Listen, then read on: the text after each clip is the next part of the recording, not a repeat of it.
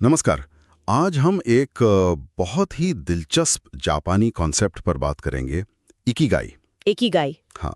कुछ सोर्सेज बताते हैं कि ये शायद उस सवाल का जवाब है जो कई बार मन में उठता है कि क्या हम बस जी रहे हैं या सच में जिंदगी जी रहे हैं। बिल्कुल। इकिगाई का मतलब ये है जीने की वजह। और ये कोई बाहर से मिलने वाली चीज नहीं है। अच्छा। हाँ, ये हर इंसान के अंदर ही होती है, बस उसे पहचानने की जरूरत है। तो चलिए थोड़ा और समझते हैं इसे। जरूर। शुरुआत करते हैं जापान के ओकिनावा द्वीप से। हाँ। इसका जिक्र कई जगह मिलता है। हाँ, ओकिनावा। कहते हैं वहां दुनिया में सबसे ज्यादा लोग 100 साल पार करते हैं। तो क्या ये बस वहां के खाने पीने का जादू है? देखिए, खान पान तो है ही जरूरी। ओकिनावा के लोग वो एक सिद्धांत मानते हैं, हारा हाचिबू। हरा हाचिबू वो क्या है? मतलब पेट को पूरा ठूस कर नहीं भरना, करीब 80% तक ही खाना। अच्छा। हाँ। और उनका खाना भी ज्यादातर ताजा पौधों पर आधारित होता है। लेकिन ये कहानी का सिर्फ एक हिस्सा है। तो फिर और क्या है? इससे भी ज्यादा जरूरी है उनकी एक्टिव लाइफस्टाइल। वो लोग खेतों में काम करते हैं, चलते फिरते रहते हैं, और उनका सोशल सर्कल, जिसे वो मुआई कहते हैं। मुआई। हाँ, ये बचपन के दोस्तों का एक ग्रुप होता है जो जिंदगी भर एक दूसरे का साथ देते हैं, इमोशनली और कभी कभी फाइनेंशियली भी। अरे वाह। और सबसे अहम, उन सब का अपना एक इकिगाई होता है, कोई ना कोई मकसद। वो रिटायर नहीं होते। रिटायर नहीं होते? नहीं, वो कुछ ना कुछ करते रहते हैं, सिखाते हैं, समाज से जुड़े रहते हैं। उनकी सोच है कि लंबा वही जीता है जो हर दिन को जरूरी समझे। ये दिलचस्प है। और ये सिर्फ लंबी उम्र के लिए नहीं है शायद। स्रोत बताते हैं कि ये तनाव कम करने और सिंपल लिविंग से भी जुड़ा है। बिल्कुल जुड़ा है। जैसे एक जगह लिखा है, धीरे चलो लेकिन हर कदम को महसूस करके चलो। हाँ। आज की भागदौड़ वाली जिंदगी से कितना अलग है ये। हाँ, और ये एक्टिव रहने वाली बात भी। जरूरी नहीं कि जिम ही जाना है। अच्छा।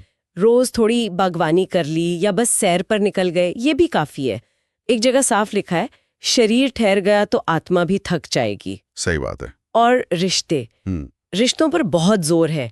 अकेलेपन से बचना, गहरे संबंध बनाना। संदेश साफ है, रिश्ते कम हों लेकिन दिल से जुड़े हों। एक और बड़ी मजेदार चीज का जिक्र है, फ्लो की अवस्था। हाँ, फ्लो। जब आप किसी काम में इतने खो जाते हैं कि टाइम का पता ही नहीं चलता, क्या ये इकिगाई से ही जुड़ा है? हाँ, बिल्कुल।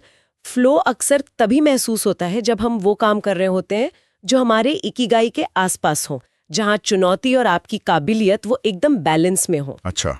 जैसा कहा गया है, ये वो काम है जिसमें इंसान खुद को खोकर खुद को पा लेता है। और ये जरूरी नहीं कि कोई बहुत बड़ा काम हो। छोटी चीजों में भी मिल सकता है। हाँ, छोटी चीजों में भी। तो फिर सवाल ये उठता है कि अपना इकिगाई, इसे खोजें कैसे?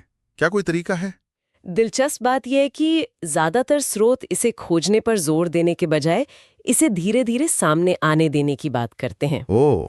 लेकिन हाँ, एक दिशा के लिए एक 4 सवालों का फ्रेमवर्क सुझाया गया है। 4 सवाल क्या हैं वो? पहला, मुझे क्या करना पसंद है। दूसरा, मैं किस काम में अच्छा या अच्छी हूँ। तीसरा, दुनिया को किस चीज की जरूरत है। और चौथा, क्या इस काम से मेरा जीवन चल सकता है। कहते हैं कि जहां ये चारों चीजें मिलती हैं, वही आपका इकिगाई है। पर इसके साथ एक और कॉन्सेप्ट है, काइजन। काइजन, ये क्या है? मतलब लगातार छोटे छोटे सुधार करते रहना, रोज थोड़ा बेहतर बनना। इकिगाई कोई डेस्टिनेशन नहीं है, ये एक सफर है। तो कुल मिलाकर इकिगाई सिर्फ एक शब्द नहीं है। ये जिंदगी को पूरी तरह से एक मकसद के साथ और हर पल को महसूस करते हुए जीने का एक तरीका है। हाँ। जैसा कि एक जगह बहुत गहराई से लिखा है, मौत से मत डरो, उस जिंदगी से डरो जो कभी जी ही नहीं गई। बिल्कुल सही कहा। ये आज की जो तेज बनावटी और तुलना वाली दुनिया है ना, शायद उसका एक जवाब है। सादगी, उद्देश्य, अपने दिल की सुनना। अंदरूनी शांति देता है ये, रोज जीने की एक वजह। हाँ, इसे आत्मा की भाषा भी कहा गया है। तो ये सब जानने के बाद शायद सोचने वाली बात यह है कि हमारी रोजमर्रा की जिंदगी में वो कौन सी छोटी सी चीज है या कौन सा पल है जो अब थोड़ा ज्यादा मायने रखने लगा है।